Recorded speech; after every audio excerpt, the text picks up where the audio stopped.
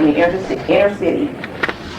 He overcame the incredible odds and went on to success as a college football player and an award-winning businessman. Let's all welcome E.J. Bassette. Thank you.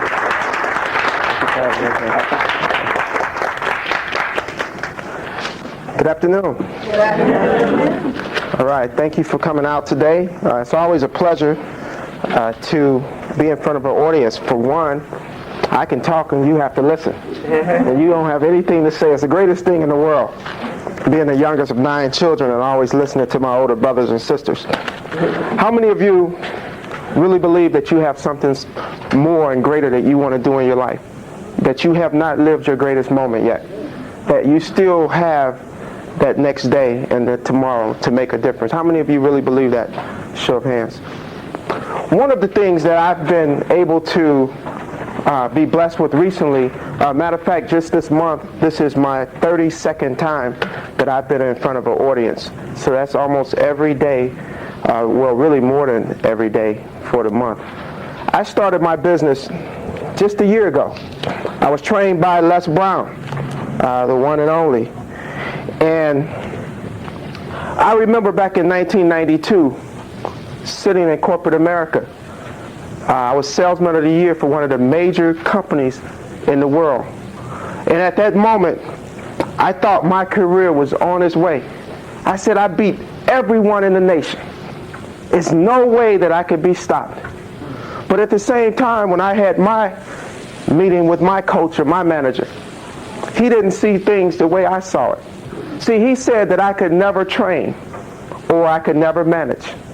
He said that I lacked speaking skills. Matter of fact, he sent me to Toastmasters, and I went on to win the district and region in the Toastmasters contest. But I remember sitting there talking to him, and my spirit started to go down. It started to drop because of one thing. I let him define who I was and where I was going. I remember coming home that night, and we have a little dog at home, and my 3 children love this dog. And I remember coming home, and the dog saw me and started running. And he knew which way to go. He said, something wrong with the master today. And the kid said, you just so mean to that dog. But I was taking my frustrations out on what I believe was my limit. See, they said that being a young African-American male, that you couldn't make it in this society. They had said that being young and African-American and male, that the odds would be stacked against me. But I thought about it. I said,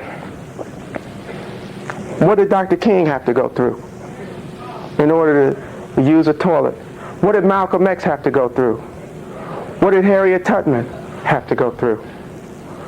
Many people have asked, they said, how are you doing this? What is the major thing that you're doing to get you out, to get you into the marketplace?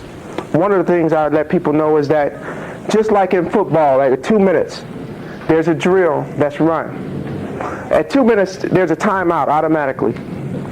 Then teams start to strategize and plan because they're either at the end of the half or the end of the game.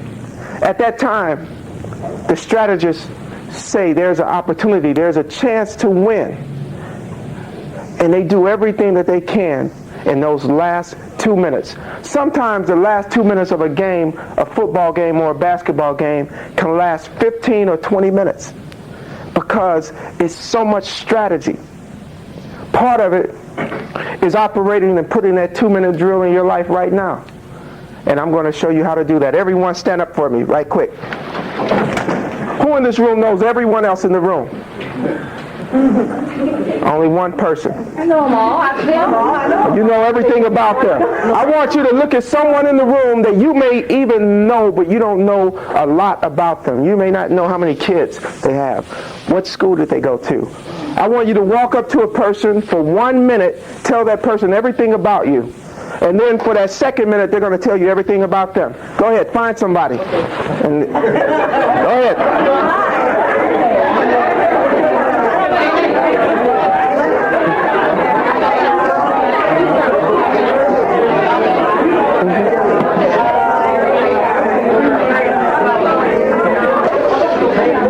what I thought. I get you to talk and you won't shut up. All right. Now, who found something out about somebody, something that they didn't know before? Raise your hand. Your name? My name is Cassandra. Cassandra? Okay, and who did you meet today? Well, I spoke with Ann. Okay, is there something about Ann that you found out that you had in common or that you didn't know before? Yes. Okay, can you share that with us? Yes. She's attending classes, working on her master's degree. Okay. I didn't know that. All right. And we're in the same field. Very good. Is there anyone else? What's your name?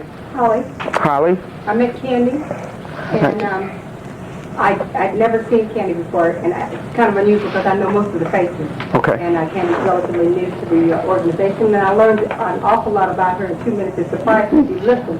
Yeah. But you can learn about a person in 2 minutes. There you go. If you listen. Do you guys need a seat? Need a couple more seats?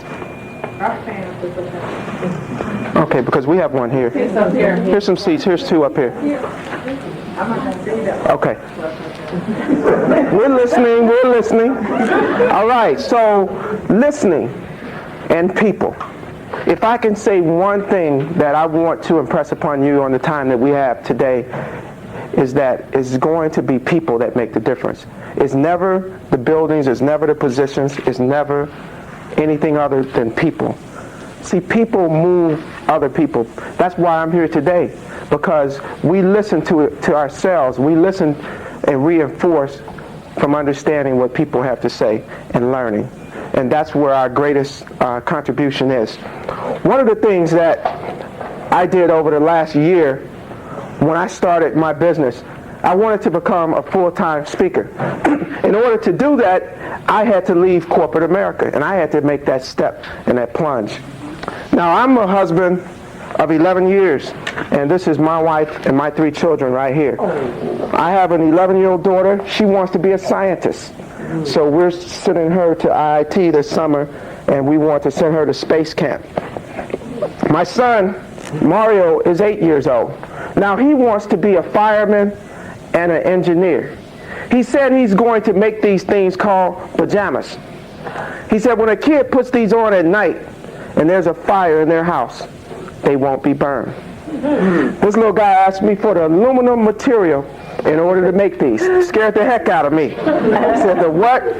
Where'd you learn that word from? Aluminum material. Now, my 5-year-old, Nikki, she's in preschool. She wants to be Barney the dinosaur. I thought about it.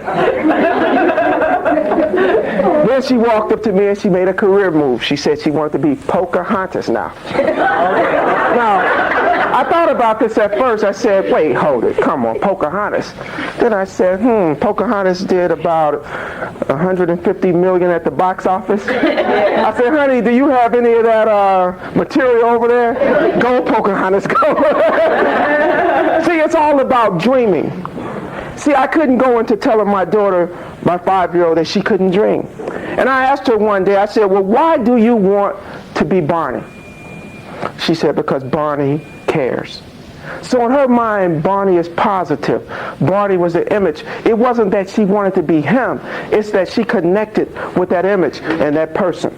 So I had to remember not to say, honey, that's a ridiculous goal. What about the man that formed Barney? Think about this. You're a big advertising company, and a man walks into your office and he says, I have an idea. It's about some turtles that eat pizza. And they go cowabunga. And what if this man would have said, get out of here with that. That was $1 billion idea. $1 billion. Because that man formed that idea and that thought. I want everyone to take a